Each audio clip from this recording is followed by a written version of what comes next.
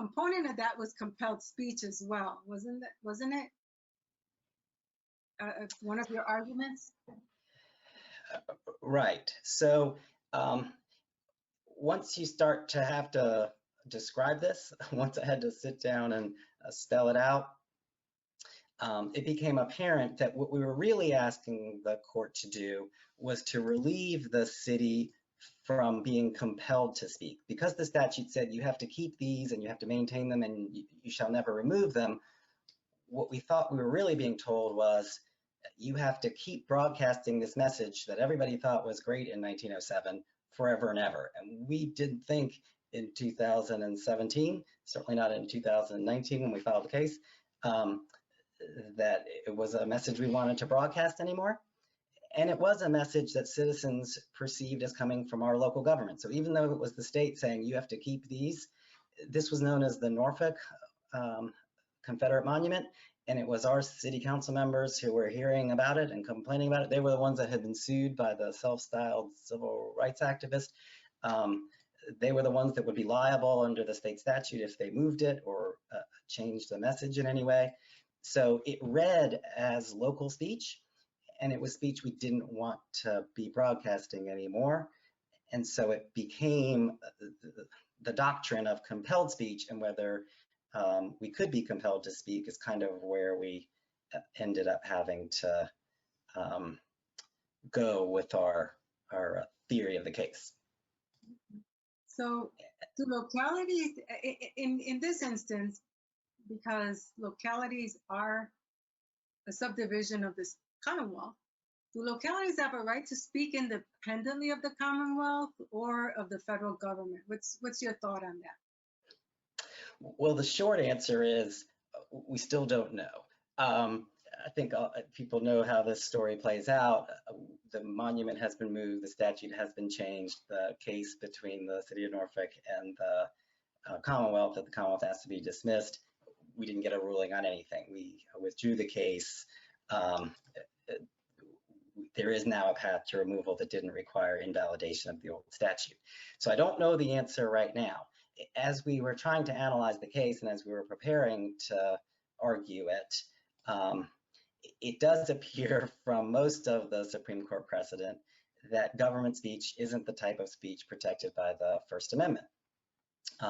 It's sort of a different entity, and there is some discussion, it's an old case, about whether a subsidiary or an instrumentality of a government could have any rights against a superior or sovereign component of the government. It seems like an odd idea, but we thought if there was such a thing, we had a pretty good case for it. Here we were with a statute that everybody perceives as Norfolk speech, and the General Assembly wanted us to continue engaging that speech, and we didn't want to. And so if anybody had a right to speech as against the state to not be compelled to speak, we thought at least this was a good case to call the question. But we don't know the answer, and there really, I don't think that the law was clear that there was such a right. There are a couple of interesting cases I do want to touch on, because I think the more people get into this area, it's really a rich area for advocacy and for future litigation, because we've already talked about how important the First Amendment is. It's important to protect, but it's also important to understand sort of where its limits are. And there have been some interesting First Amendment cases in the last few years before the Supreme Court. One of the ones that that I thought was one of the ones that were relevant to our case included a case that was Rosenberg versus the rector and visitors of University of Virginia that started in Virginia.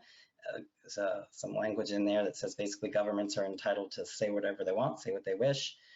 There was a case from 2015 over a specific rancher who wasn't thrilled with the federal government's funding of the Beef It's What's for Dinner campaign, but didn't want to participate in that, didn't want a portion of his money to go towards that campaign. And the court there said too, government's own speech is exempt from the First Amendment. So it looks kind of like you're outside of that world. But then you get cases like Mattal versus Tam, which was from 2017. And at first it doesn't seem related, but it's a case where the lead singer of a band called the Slants, wanted to get protection under the Trademark Act for his band name. And the trademark office turned it down, so it's kind of a derogatory name. And I don't know if this makes it any better or not, but I'll tell you that the band was made up of all African Americans. In fact, that's part of the reason why he picked the name. He said in the supporting documents for his case that he chose the moniker in order to reclaim and take ownership of stereotypes about the Asian ethnicity. And so the Supreme Court said, you know, that's imposing a requirement of viewpoint neutrality on government speech would be paralyzing. We're not going to do that. We're not going to tell the government what they can and can't say. When a government, and quote, when a government entity embarks on a course of action, it necessarily takes a particular viewpoint and rejects others. So in the court's recognizing that when the government talks, not everybody's going to agree. And that's just the way it's going to have to be. So it was sort of, this was the background and the sorts of hurdles that we identified in being able to, when we were thinking we were going to have to try to convince the federal court that we would have a right of speech that could not be silent, that could not be compelled by the state.